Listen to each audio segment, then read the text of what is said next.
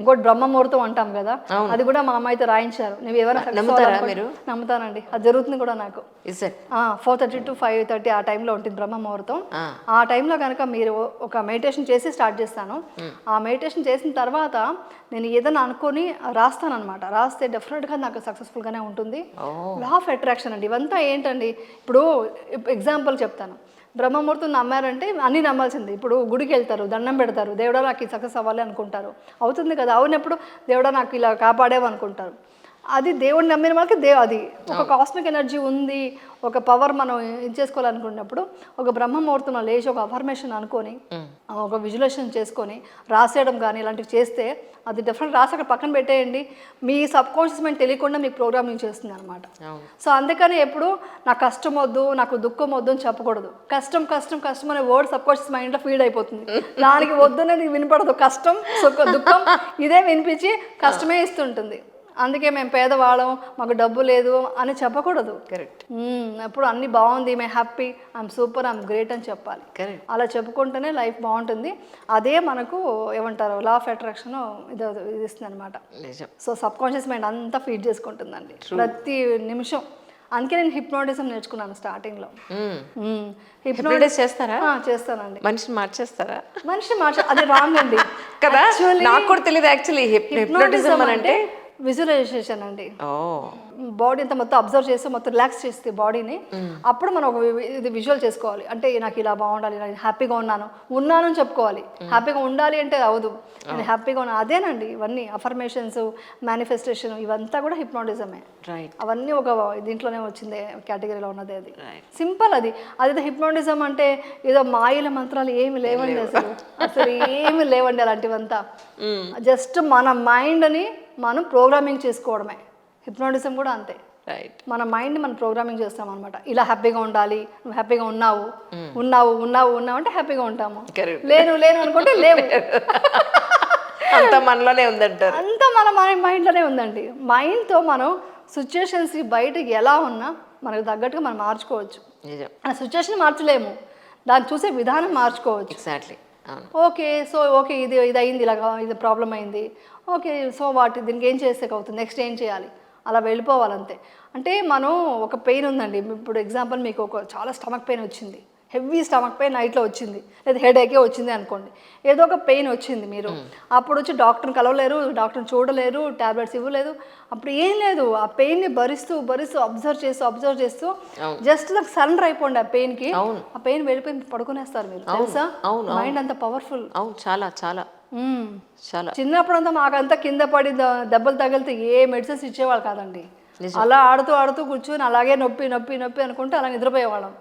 ఇప్పుడు ఏంటంటే మొత్తం పెయిన్ కిల్లర్స్ అవన్నీ ఇచ్చేస్తున్నారు, అవంతా మంచిది కాదు. సో పెయిన్ని భరించే కెపాసిటీ మన మనిషికి ఉందండి. అలా ఉంది కాబట్టి ఇంతమంది జనాభా అయ్యారు మన ఇండియాలో. లేకపోతే అసలు లేడీ చూసారా, అసలు ఫస్ట్ టైం వెళ్ళినప్పుడు ఎంత టెన్షన్ పడిపోతుందో, కంగారు పడిపోతుందో. అయినా నెక్స్ట్ డెలివరీయో నెక్స్ట్ డెలివరీకో మళ్ళీ నాకు అదనిపిస్తుంది, బుద్ధమైంది, ఇంత భయపడి మళ్ళీ ఎక్కడికి వెళ్తున్నావు నువ్వు. అదే పెయిన్ భరించగలదండి. అదే అందుకని చెప్పాను, పిల్లల్ని కూడా పెయిన్ భరించడం చూపించాలి, నేర్పించాలి.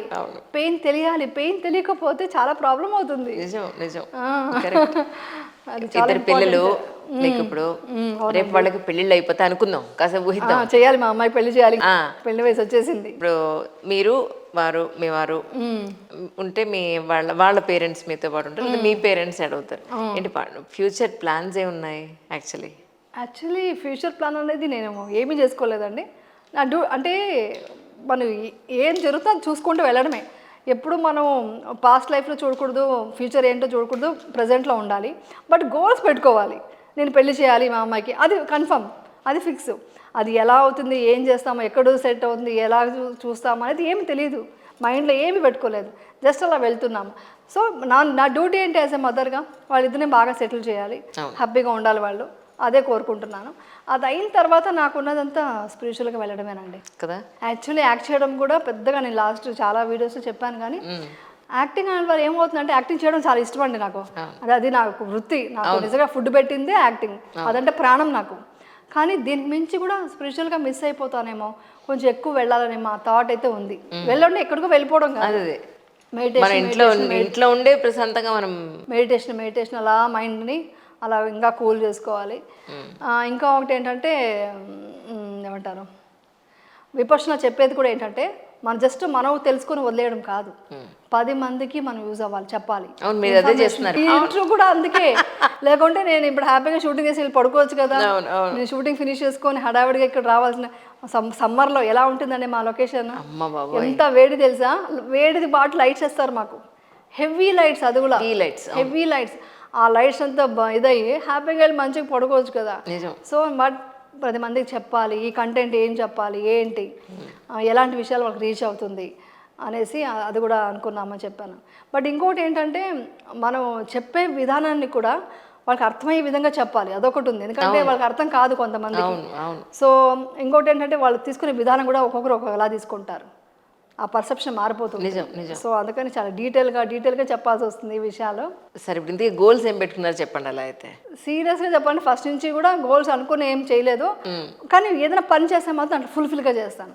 అంటే నేను దాంట్లో వెనక స్టెప్ వెళ్ళను, దాంట్లో మొత్తం ఏమంటారు మొత్తం తెలుసుకోవాలి అది ఏంటో. అలాగే విపర్శన ఒక్క కోర్సులో తెలుసుకున్నాను. ఇంకొక కోర్స్కి వెళ్దాం అనుకుంటున్నాను, సెకండ్ కోర్స్ 10 days. ఓకే. విపర్శన చేయడం ఎంత కష్టం తెలుసా, ఫస్ట్ స్టార్టింగ్లో చాలా పెయిన్, బోన్స్ విరిగిపోతుందా అని అనిపిస్తుంది. ఎందుకు చెప్తున్నానంటే నన్ను చూసేసి రేపు పొద్దున విపర్శనకి వెళ్ళిపోయి మాకు తిట్టుకోకూడదు, చాలా మంది తిట్టుకుంటారు కూడా. అంటే అన్ని ఉంటా వికారాలు, అది తీయడం వచ్చి మన సెన్సేషన్ ద్వారా తీయాలి. సో అప్పుడు మొత్తం మన వికారాల లోపల ఉన్న పెయిన్ కానీ ద్వేషం కోపం అన్నీ ఉంటాయి తెలియకుండా. అవన్నీ తీసేటప్పుడు కదలకుండా కూర్చోవాలి.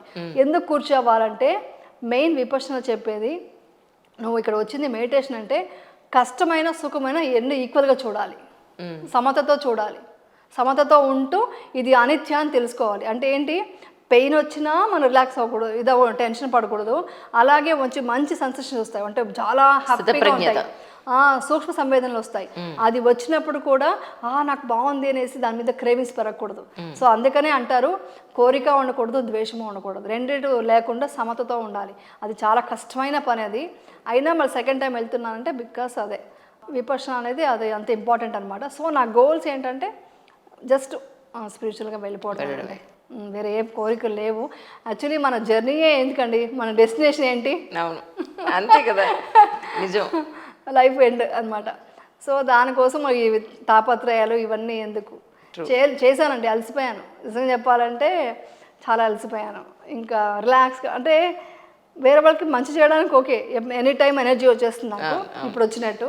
సో ఎవరికి ఏమైనా హెల్ప్ కావాలా, కష్టంలో ఉన్నారా మాట్లాడడానికి నేను ఇప్పుడు సిద్ధమే. అది కాకుండా కష్టపడి పరిగెట్టే లైఫ్ అనేది తగ్గించుకుందామని డిసైడ్ అయిపోయాను. అది ఎప్పుడు తగ్గుతుందో తెలియదు, అదేది మనం అనుకునే జరగదు. అవును అవును, స్పిరిచువల్గా ఉండాలనేసి మాత్రం అనుకుంది. ఈరోజు మాత్రం ఒక మంచి సోల్ కలిసిన ఫీలింగ్ ఉంది నాకు. థ్యాంక్ యూ అండి, థ్యాంక్ యూ సో మచ్ అండి. ఒకటి చెప్పేస్తా క్లియర్గా, చెప్పండి. ప్రపంచంలో విపర్శనలో చెప్పేది ఏంటంటే ఈ జగత్తు మొత్తం సుఖ సంతోషాలతో ఉండాలి, అందరూ వచ్చి కష్టాల నుంచి విముక్తి పొందాలి, సుఖంగా సంతోషంగా ఆరోగ్యంగా ఉండండి అని మనస్ఫూర్తిగా కోరుకుంటున్నాను.